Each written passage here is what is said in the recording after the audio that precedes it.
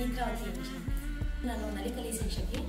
ರುಬಿನಾ ಅವ್ರ ಬಗ್ಗೆ ಏನು ಅನಿಸುತ್ತೆ? ಅವಳ ಹಾಡಷ್ಟೇ ಅಲ್ಲ, ಡ್ಯಾನ್ಸು ಇದಕ್ಕಿನ್ನ ತುಂಬಾ ಚೆನ್ನಾಗಿ ಮಾಡ್ತಾಳೆ. ಶಾಲಾ ವಾರ್ಷಿಕೋತ್ಸವದಲ್ಲಾಗಿರ್ಬೋದು, ಓದೋದಲ್ಲೂ ಕೂಡ ಅಷ್ಟೇ. ಅವಳ ಹ್ಯಾಂಡ್ ರೈಟಿಂಗು ಅಷ್ಟೇ ತುಂಬಾ ದುಂಡುಗಿದೆ. ಸರಳತೆ ಹಾಗೂ ಅವಳಲ್ಲಿ ಇರುವಂತಹ ವಿನಯತೆ.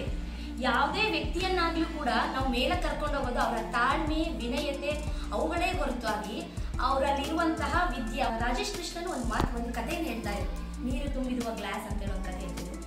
ಎಲ್ಲರೂ ಯಾವ ರೀತಿ ರೆಸ್ಪಾನ್ಸ್ ಮಾಡ್ತಾ ಇದ್ರು, ರುಬಿನನ್ ರೆಸ್ಪಾನ್ಸ್ ಯಾವ ರೀತಿ, ಅವಳು ಪೂರ್ತಿ ಅವ್ರ ಬಗ್ಗೆ ಯಾರಾದ್ರೂ ಒಂದು ವಿಷಯವನ್ನ ಹೇಳ್ತಿದ್ದಾರೆ ಅಂತ ಹೇಳ್ಬೇಕಾದ್ರೆ ಅವ್ರ ಕಡೆನೇ ಗಮನ ಕೊಟ್ಟು ಅವ್ರು ಏನ್ ಹೇಳ್ತಿದ್ದಾರೆ ಅಂತ ಕೇಳ್ತಿದ್ಲು. ಅದಕ್ಕೆ ಹೇಳ್ತಾರೆ, good listener is A good speaker ಅಂತ ಹೇಳಿ. ಯಾರು ಯಾವ್ದಾದ್ರು ವಿಷಯವನ್ನ ಹೇಳ್ಬೇಕಾದ್ರೆ ಪೂರ್ಣವಾಗಿ ಅವ್ರ ಕಡೆ ಕಾನ್ಸಂಟ್ರೇಟ್ ಮಾಡಿ ಕೇಳ್ತಾರೋ ಅವ್ರು ಮಾತ್ರ ಯಶಸ್ಸನ್ನು ಸಾಧ್ಯ.